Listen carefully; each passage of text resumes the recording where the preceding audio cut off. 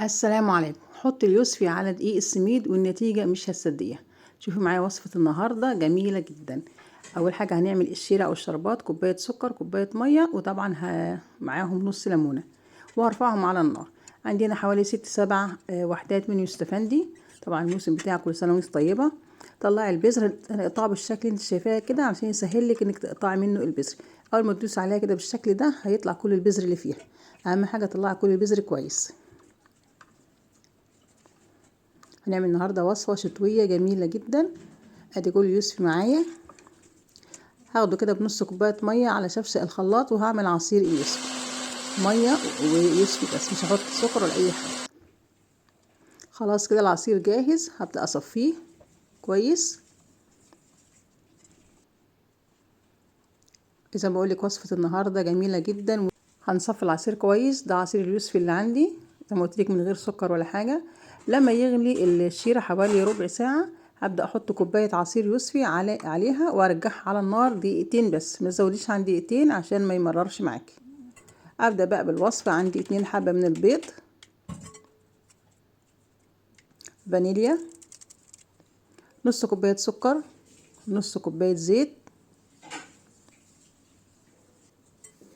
قلبي كل المكونات مع بعض.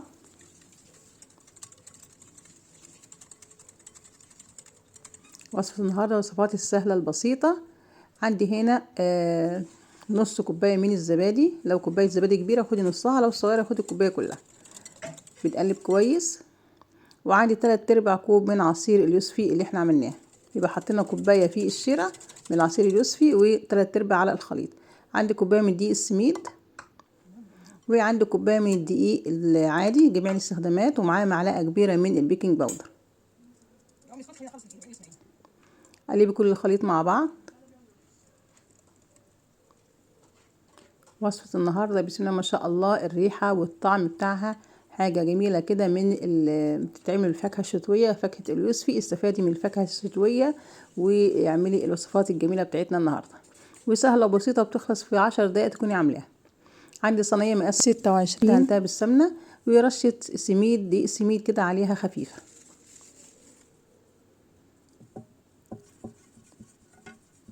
لو وصلتي معانا المقطع ده من الفيديو، اتمنى اللايك على الفيديو والاشتراك على القناه وفعل الجرس للكل يوصل كل جديد من صفر فويده.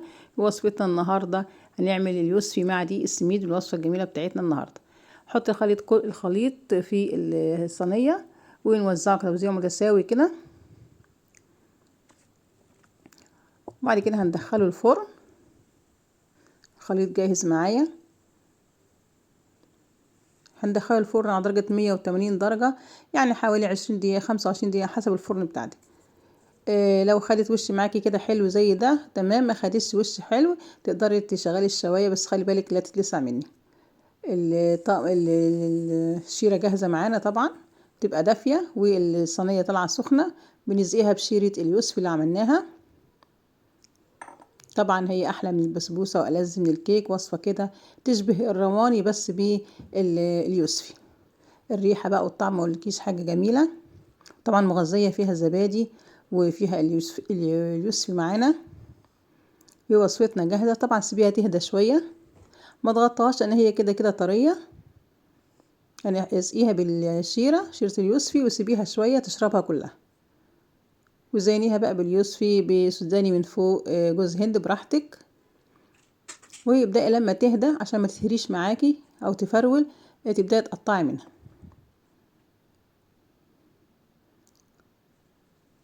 نبدأ نقطعها ونقدمها.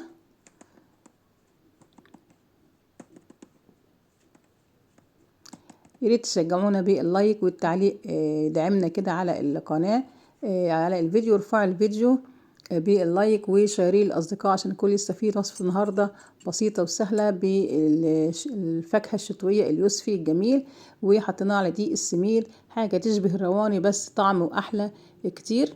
حاجة جميلة زي ما انت شايفة معايا كده، وريحتها كانت جميلة جدا وطعمها رائع جدا. أنصحك تجربيها بإذن الله، هتعجبك. والتسوية زي ما انت شايفة كده من فوق، وكمان نشوفها من تحت، حاجة جميلة جدا.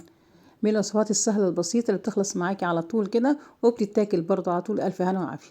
اتمنى الفيديو يعجبك، واتمنى اللايك على الفيديو، الاشتراك على القناه، وفعل الجرس لكل يوصلك كل جديد من سفرة هوايدي. تحياتي هويدا عبد الله، اشوفك على خير ان شاء الله وصفات حلوه او حادقه. والسلام عليكم ورحمه الله وبركاته.